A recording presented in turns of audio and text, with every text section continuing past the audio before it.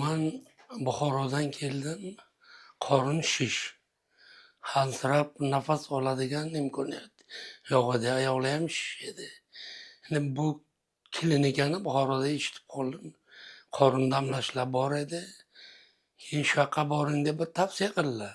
3-kundan rezultatni ko'rib boshladim. Shishlar qaytib 113 kilo edi vesim. Hozirgi vaqtga 104 kiloga tushdim.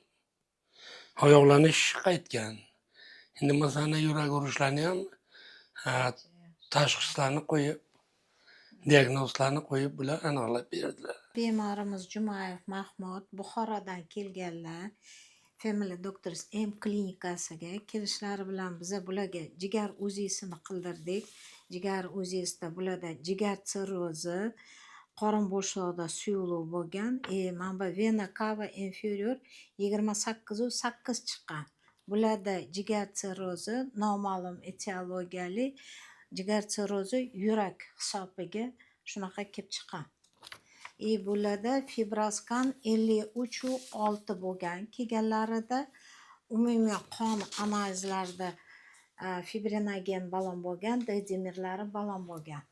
Kelganda hansirash juda kuchli edi, lanjli, beholli, oyoqlarida shish bo'lgan, nafaslari ham siqib kelgan edi. Hozir bularni yaxshi bo'layotgan natijalari faqat biza emas, bu yerda kardiologlar ham juda yaxshi kardiologlarimiz bor.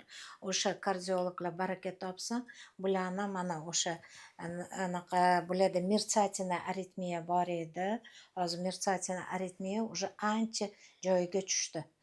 Shunaqa yo'talardilarki, to'xtatib bo'lmas edi-da bularni. Yiqilib qolardi. Stoobrazniy yo'tal bilan kelgan edilar. Mana hozirgi paytda ahvollari ancha yaxshi.